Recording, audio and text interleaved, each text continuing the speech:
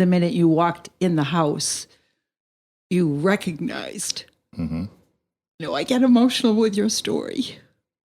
Wow. I do. No, listen, I'm Italian, and, my emotions are always very close to the surface. Okay. Well, I have that part in it, but I also took a different take on it, and I talked about a specific thing because at the time that it happened, I didn't know what was going on. I just thought it was an out-of-body experience. I now know that was disassociation, which is a trauma response. But this happened when I was 11 or 12 years old, so didn't have any context. But it was pivotal in my life because that was the last time I cried as a child or even as an adult until much later. So yeah, tell us that story, okay. Kelvin. And then probably afterwards, EJ is going to hire you as a voiceover. All right, okay. All right, it's all good. Can we start now, EJ?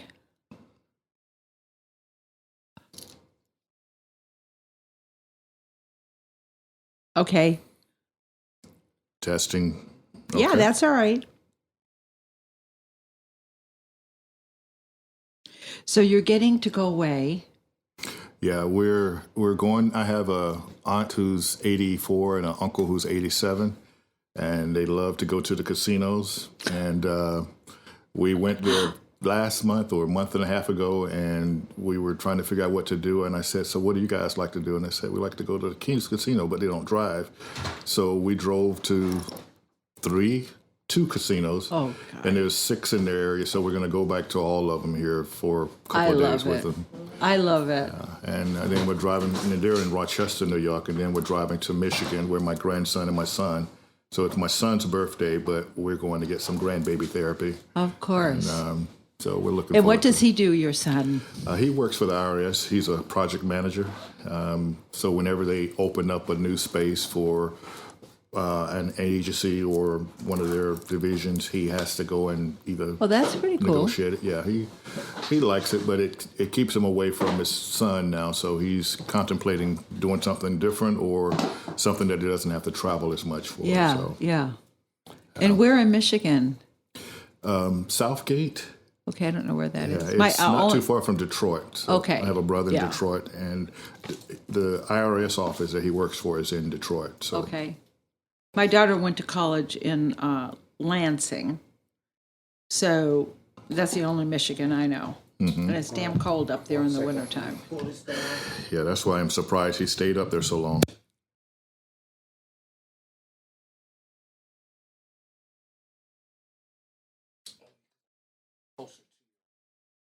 Closer.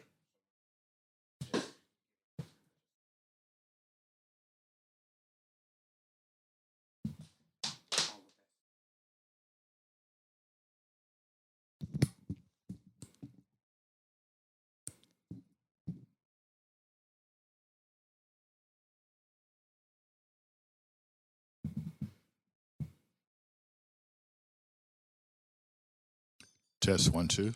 Test. All right. Testing 1 2. Testing 1 2. Test 1 2. Test 1 2. Yeah, that sounds a little different in my head. I don't know what you did, but okay.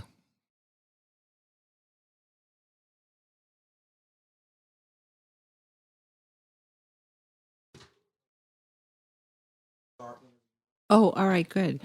Kelvin, I just have one question. So your job right now that you do is you weren't doing this job when you had all of these thoughts or feelings. No. Or were you? No. Okay. So I think it's extremely ironic and extremely beneficial to people because you've experienced this yourself. Yeah. Are we recording? Yeah. Oh, okay. Start whenever you want. You can start with your story. We can talk. Yeah. Okay.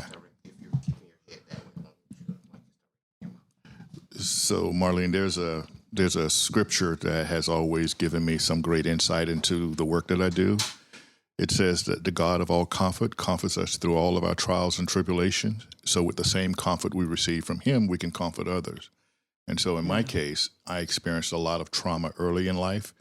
Did not realize how that would shape the course of my professional and personal career, because all Right. throughout my life I've been in a helping professional. Right. So, and that again was part of a prayer that I prayed as a young man, that, God would help me not to feel helpless and hopeless, and help me to help others.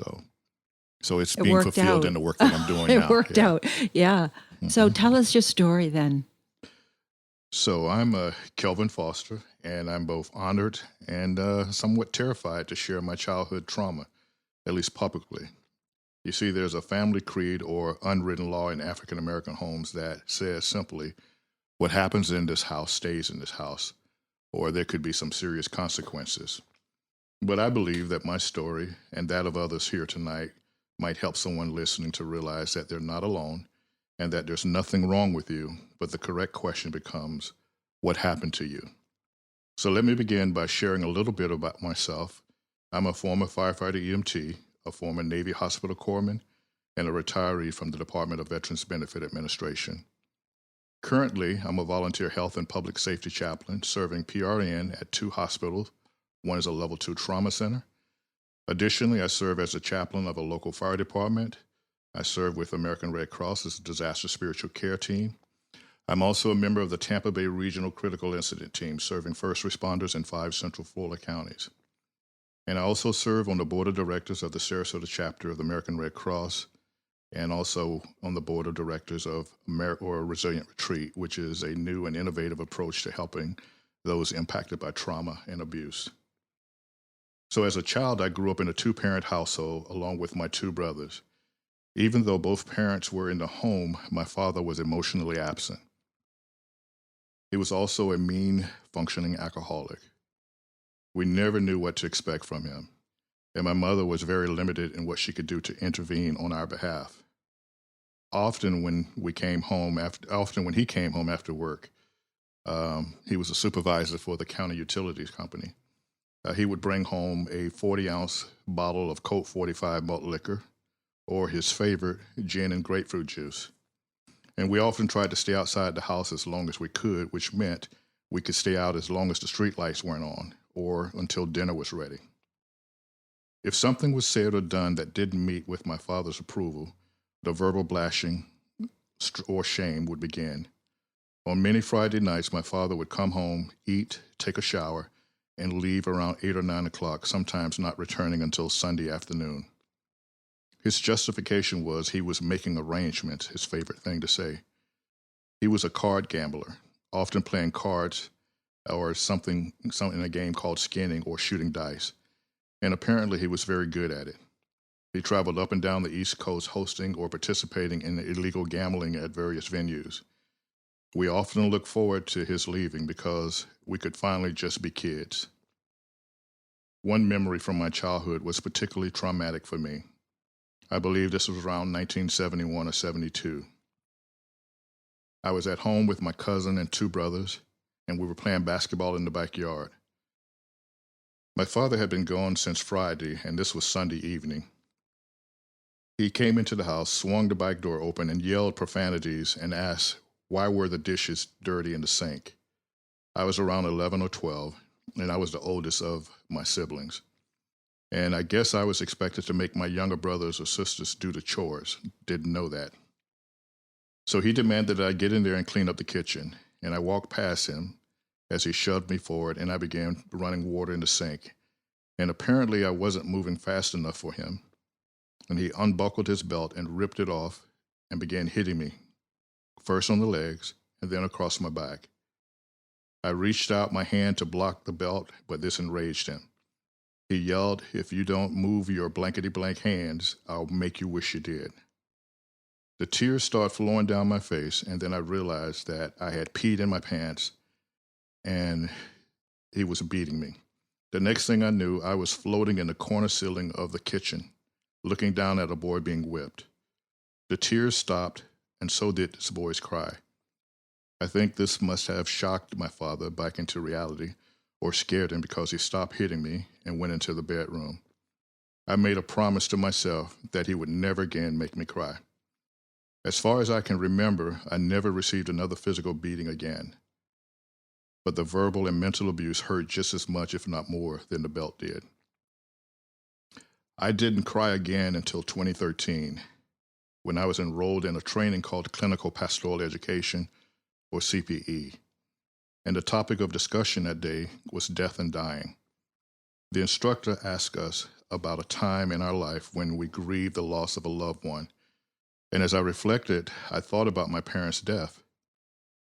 When he took his last breath in 2003 and my mother in 2005, I was there for both of them when they transitioned into eternity. It was during this moment that I realized that I had not grieved either one of their deaths. It hit me like a ton of bricks. I cried so profusely that I had to step out of the room to grieve. It had been 52 years since this little boy had cried.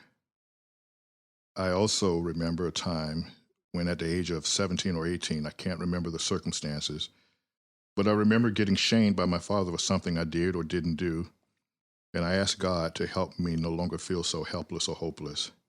I can remember driving across the old Green Bridge, connecting Bradenton to Palmetto, and feeling sad and ashamed when I said that prayer. And about 2 years later, I realized my prayers were answered because I had now become a firefighter EMT, and for the first time in my life, I felt like I was making a difference in the life of others and myself.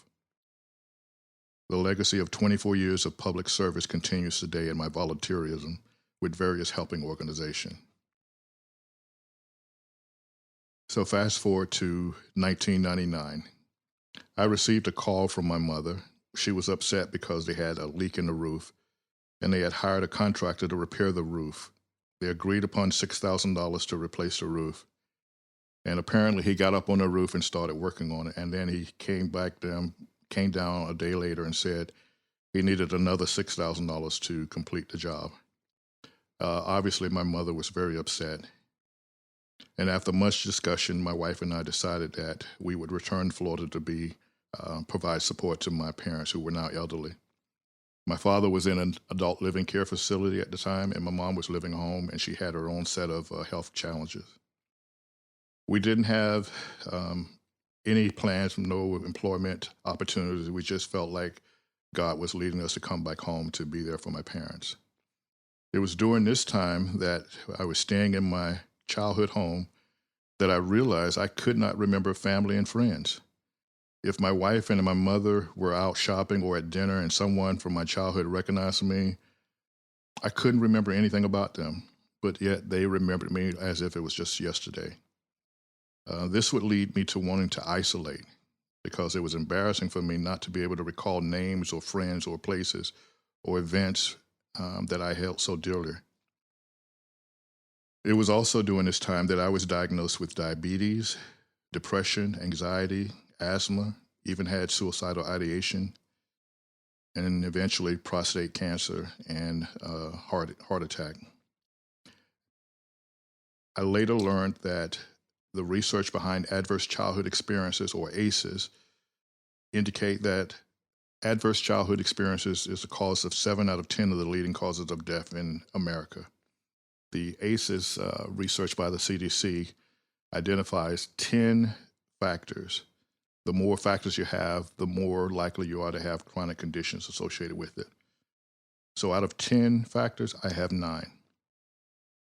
Fast forward to 2017. In 2017, in my position with the Red Cross, I deployed to Alabama. There was a tornado, a F3 tornado that went through central Alabama and left 23 families, 23 individuals dead in its wake. The Red Cross has something called the Integrated Condolence Care Team, and I was a member of that team, providing spiritual care along with mental health and health services. And I'll never forget going to a mobile home park that was completely destroyed. It looked like a bomb went off there. And so I had never seen the destruction caused by a tornado. So I convinced my colleagues, let's go and take a closer look. We drove into the park, and immediately this elderly lady came from behind one of the mobile home And she saw us, and we greeted her, and then we basically listened to her story, shared with her where she can get resources for the recovery and response that was sure to follow. We went on about our way to see other clients that we had scheduled that day. The following day, as we were getting ready to go out, I got notified that this lady had asked if the chaplain could come back and see her. So when we had an opportunity, we drove back to her home, and this time she was sitting in a mobile home park or in a mobile home that was that of her estranged husband. And she began to tell us about the reason she was raising her two grandkids, a son and a boy, third and the fifth grade, was because 8 months prior, they had both been brutally sexually molested by her daughter's boyfriend. As the grandmother was giving us graphic details, the granddaughter started crying out loud in shame, asking grandmother to please stop telling these strangers her business. But grandmother couldn't cut it off. And I could not respond. I realized I did not have any tools in my toolkit to help at such a time as that. Fortunately for me, my colleagues, one was a psychologist and the other one was a social worker, and they both were trauma informed. And so they intervened with the grandmother and the granddaughter, and they got them calmed down. And before we left, I circled back to the grandmother and asked if she still needed to talk to me, and she did. And we prayed about her concern. But when I left that disaster, my simple prayer was, Lord, I need more tools for such a time as this. And so that began my journey of becoming trauma-informed. As a result of learning more about trauma, I learned more about my own adverse childhood experiences. And I realized that all of those health issues that I identified can easily be traced to having experienced those things that I experienced from a young age. I've now come to realize that my body was responding to my environment just the way God designed it to do. So for me now, it's about sharing my story with others and using it to inform how I interact with people who have just gone through crisis or critical incidents. And my role with first responders, vicarious trauma is a big challenge. PTSD is a big challenge. And so I am just thankful that those things that at one time I questioned, why am I experiencing these things? The question now becomes, what should I do with those things that I have now experienced and learned from? So when you had mentioned about being diagnosed with anxiety, depression, suicidal ideation, did you get help at that time? I did. It wasn't necessarily the help that I needed because they didn't address the root cause. No one Right. ever asked me about my childhood trauma. So I'm a veteran, and I spent a lot of time with the VA. My wife worked for the VA, so we had good health insurance. So I went to USF, and I got experts on everything that I was dealing with. I had subject matter experts to help me. And so they pretty much addressed the symptoms, but never addressed the root causes.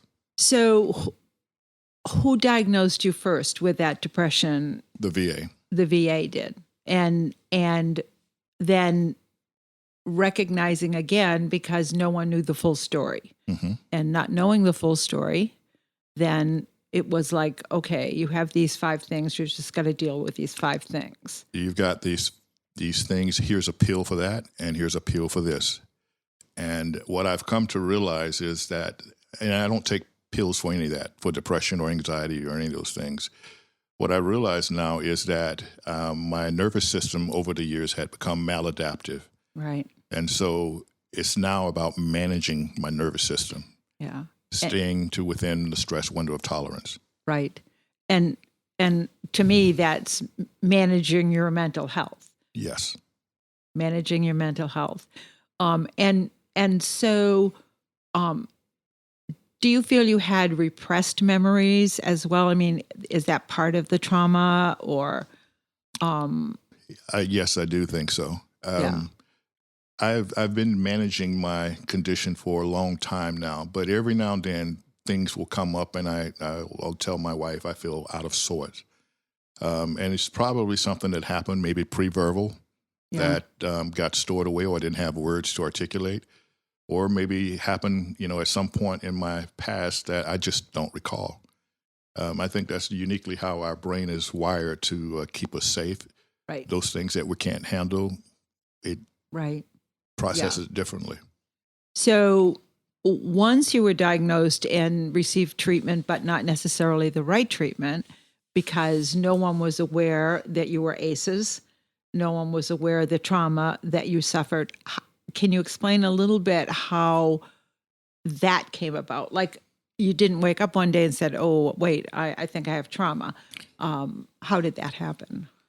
So the first time I went to talk to a psychologist, a psychiatrist, I think, about the depression, he did ask me, what was it like growing up? And I told him I couldn't remember. However, I had a younger brother who was writing his story, and he could remember things in detail. So I didn't read my brother's journal. I gave it to the therapist.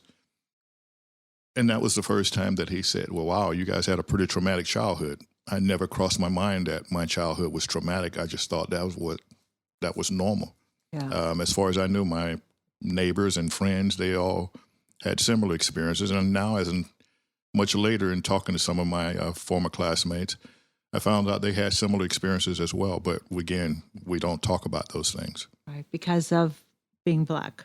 Yeah. Well, my understanding of where that originated from, during the slave times, the slave owners would manipulate the children to get information about what was going on with the parents. So the parent made it very clear that you're not to share anything that happens in the household. Right.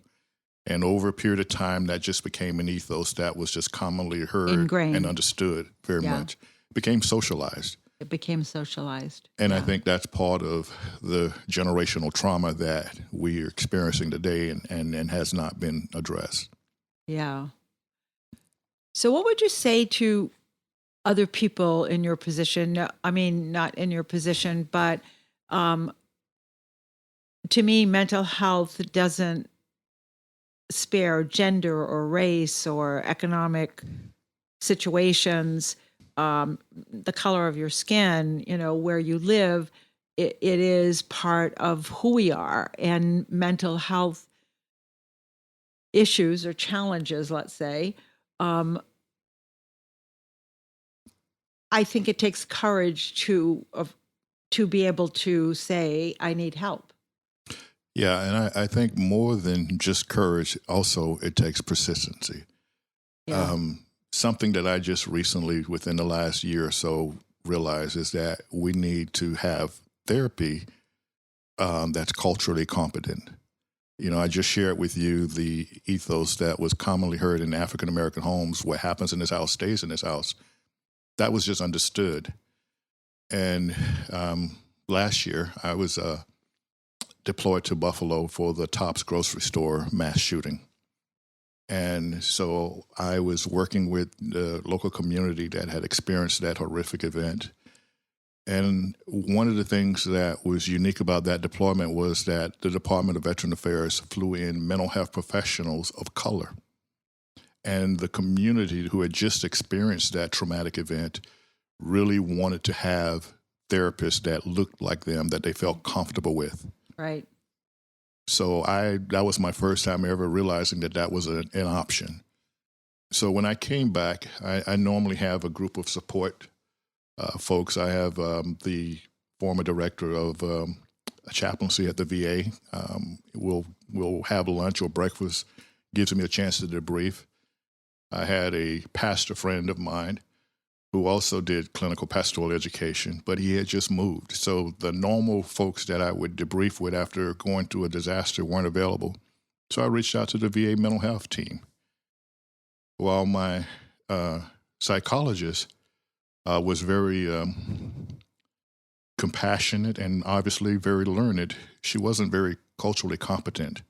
And I think now in hindsight, the only tool she had in her toolkit was cognitive behavior therapy. Mm-hmm. Because rather than listening to me and my story, she questioned my thinking about my story as if how I was feeling was wrong. Right. And the first time I thought, okay, maybe she just didn't quite understand it. But after the second visit, I realized that she wasn't culturally competent and she wasn't going to help me. And had I not experienced the help or observed the people in that community that had mental health therapists that were competent or culturally competent, I would not have realized that might have been something that I needed. And so I would have left my interaction with her just feeling like, what was the point? Yeah, yeah. So the VA has done something that's been very helpful to me and other veterans, that if you can't get the type of resources you need there because either there's a delay, then they'll send you to a representative out in the community. Right. So I have a therapist now who's African American. She's a psychologist. She's also a professor. And I don't have to explain to her what it's like to experience microaggressions or the stuff that people experience on a regular basis. We can get right to the heart of it. And she also understands that it's not just a head thing, but it's a body thing. So there's a mind-body connection. Right. And you've got to address the whole being. Absolutely true. So what do you think we need to do with kids today? I mean, do you feel that, one of the things we're going to be doing moving forward after the dinner is focus on providing, I'm calling them fun, their workshops for kids and their parents, not the workshops for parents, but kids, helping them to build resiliency, emotional literacy, and coping skills. And in my mind's eye, I want to make it for all kids. To me, Play-Doh, theater, art, all of the things, but how you don't have to be afraid of communication and how can you communicate, but making these things fun. What do you feel is the most, and I'll just add one more thing, to provide to the parents kind of like a guidebook, and this is not saying this is what you need to be aware of or this is what you need to do. This is more about building that resiliency in a child so he feels like it's okay to talk about not feeling good or being angry or being mad. I feel, what do you feel the kids in today's world, what do they need? What could have, now I was going to say, what could have changed your situation? I mean, where we take into consideration the generational aspect, the environmental aspect, the time of year, the year itself. I can tell right away, I probably have to have some African-American therapists and play people to talk about these things, or so that they know, I'm not here just in a bunch of white kids. You know what I'm saying? I do. And it might be a little more simpler than you think. I think what the kids need is love and compassion. Agreed. And I don't say that to be trite. I know that there's a lot of research that shows how compassion can change someone's DNA. Right. I've been a public school mentor now for 14 years, both in Pinellas, Pasco, and Manatee County. And I use something called checkers, chess, and a conversation. So Dr. Bruce Perry and Oprah wrote a book called It's Not What's Wrong With You, It's What Happened to You. Right. And they have these three principles: relate, regulate, and then reason.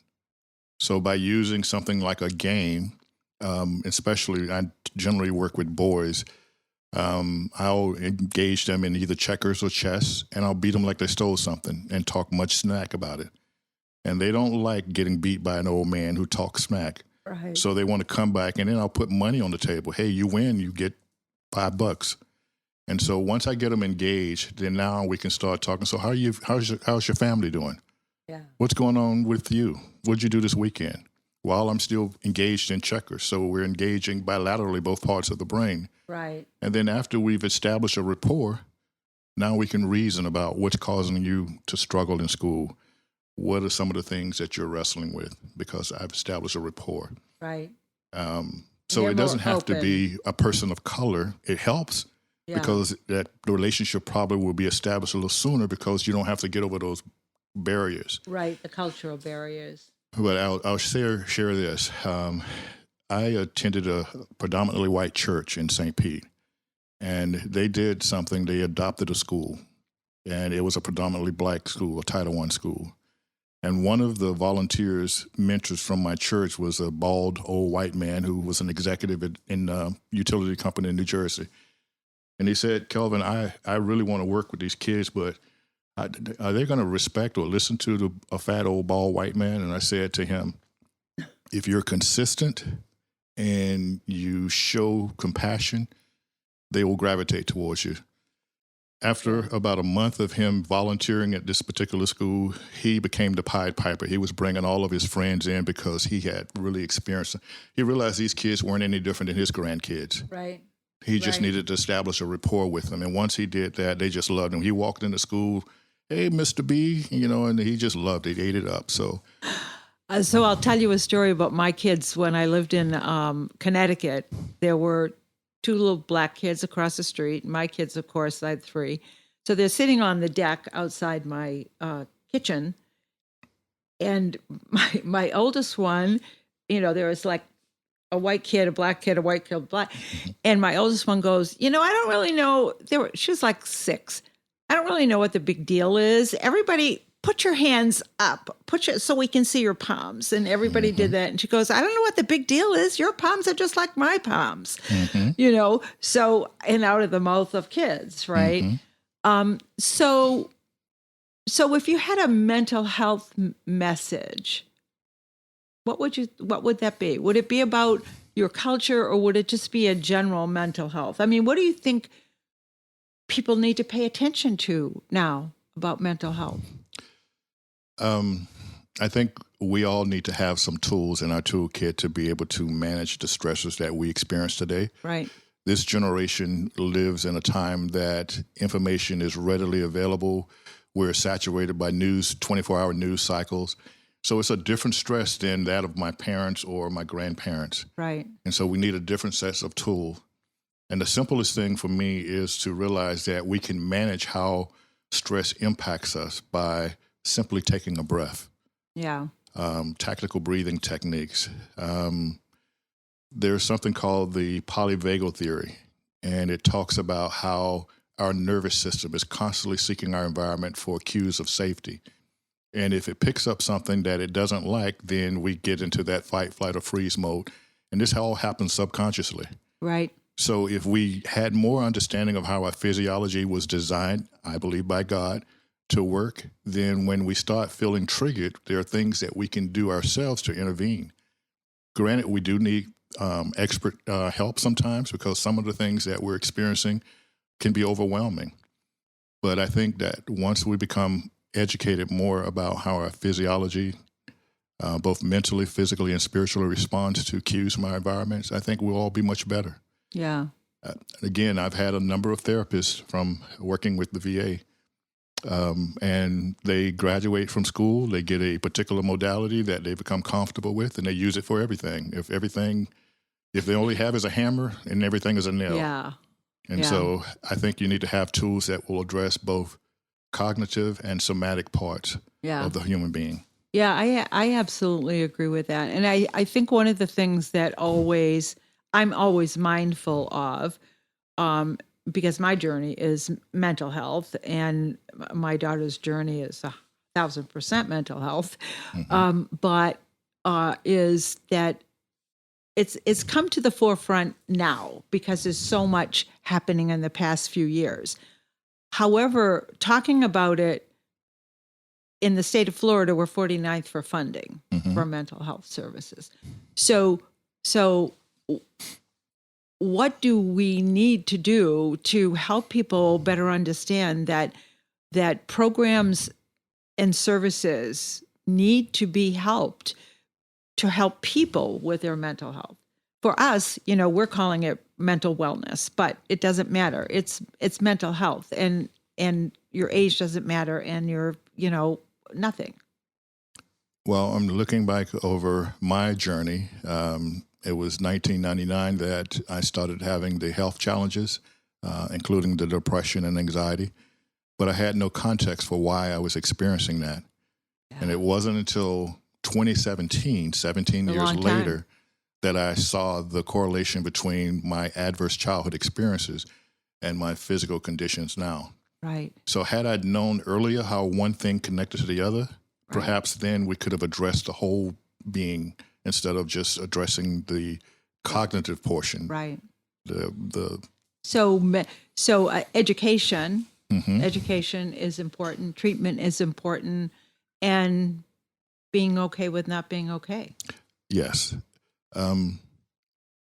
There's another cue, and I don't want to sound hyper religious or anything, but there's a verse in scripture that says in John 13:34, Jesus says, "A new commandment I give you, love God and love others as I have loved you."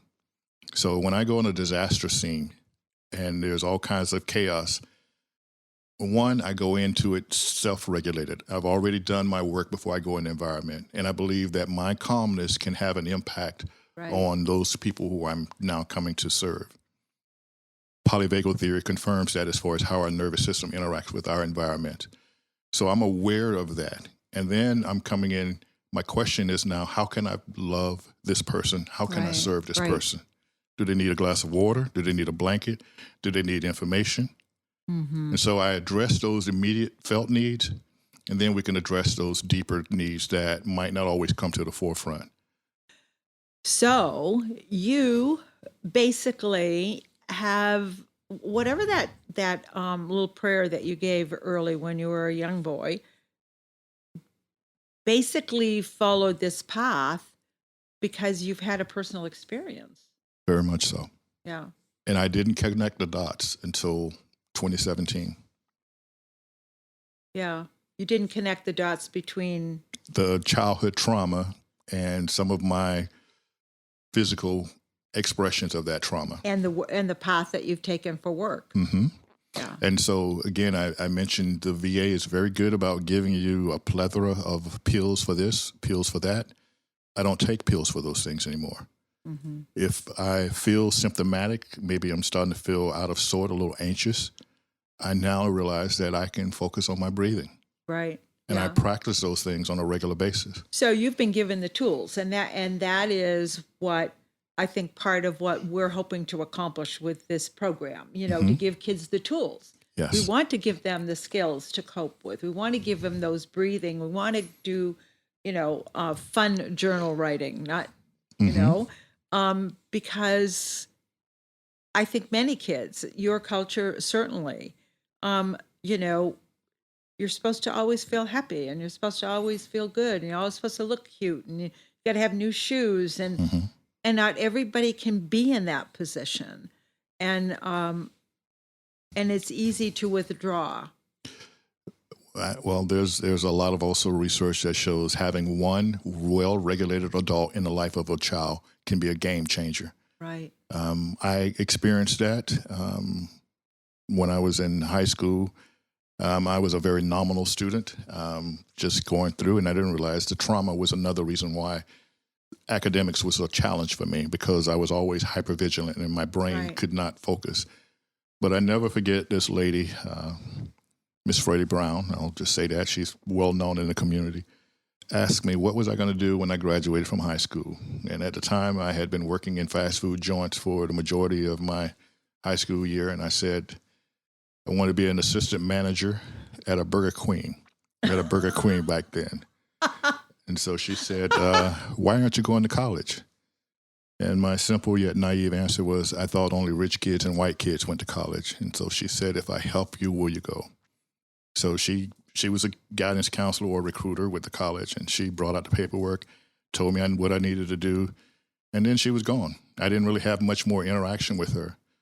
But she saw something in me that I didn't see in myself. Right. And so just having that one well-regulated adult can be transformative. Right. So that's part of why I volunteer as a mentor in the school, to try to be that transformative change. And again, it's not rocket scientist for me.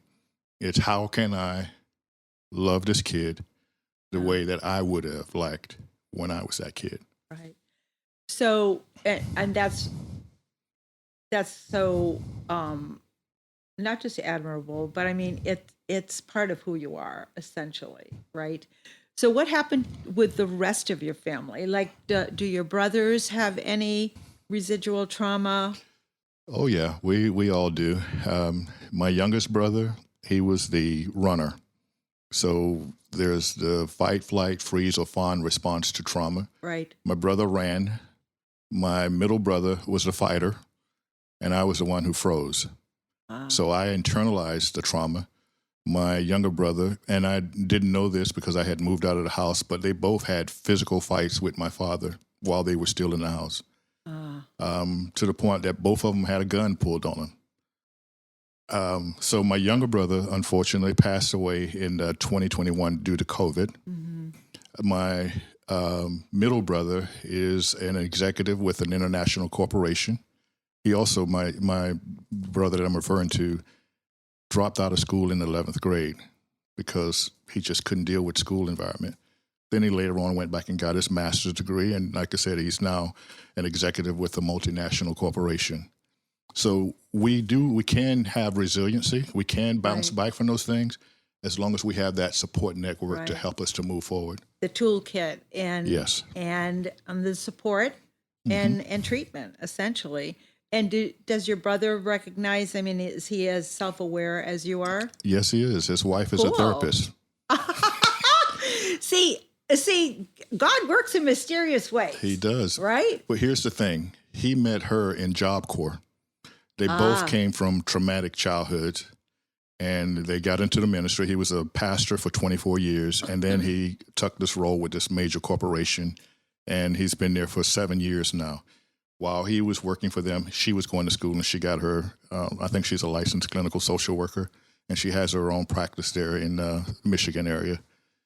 And so they're using all of those childhood experiences now to help their clients. To help other people. Mm-hmm. Yeah, exactly.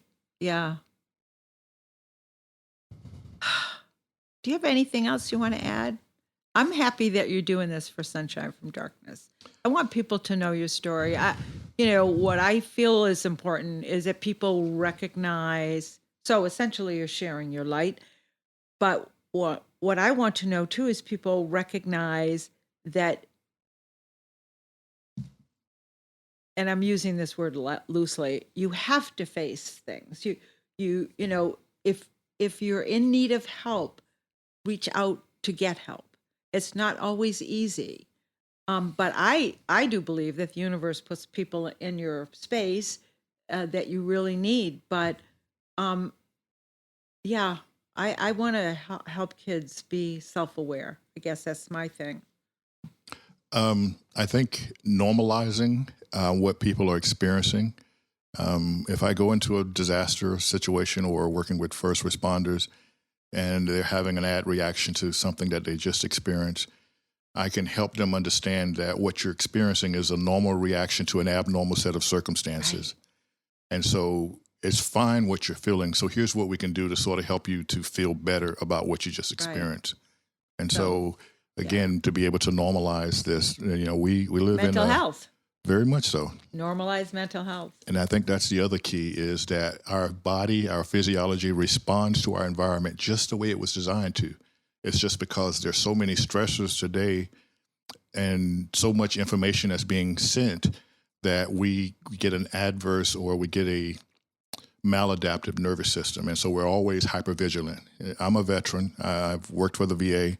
I know a lot of veterans come back from combat situations and they're hypervigilant. They have a diagnosis of PTSD, but they don't have the tools and to manage what they're feeling. And it's foreign to them. And a lot of them often self-medicate. Yeah, absolutely. So if we could educate them, here's some things that you can do instead of alcohol or illicit drugs, I think it would go a long ways. And I use the tapping thing. Yeah. I've actually used it with veterans to great success. I actually used to mentor young guys coming back from Afghanistan and Iraq because of my friend Tommy Raymond. And it's what I found also is it's just important for them to feel normal and to be able to express themselves and to be able to and not feel like they're in a therapy session, but more, this is a conversation. There's 5 of you guys here, what's going on. One of my ideas way back in maybe 10 years ago, when my friend, Pearl Kinsley, we wanted to find someone to buy a plot of land and have a transition camp. So guy comes back, he goes directly, does his thing, then goes to the transition camp. Does not see his family immediately except on a weekend. He's there with a bunch of guys. Mm-hmm. They're his tribe. Mm-hmm. That's the tribe he's been with. And we offer then all of these things and these tools to help them. And as time goes on, you slowly bring in the family members. You slowly bring in. So we wanted to have a transition camp. And what was interesting was Paul Carajulio was really interested in that when he was on the county commission. But, like anything else, you need to have a lot of power behind you. You need to have more than just you and another person that is passionate about this. But I know that's what there are people, and I met them personally, I'm going to teach you how to do agriculture. And it's not so you're going to be a farmer. It's so that you can get in touch with the earth.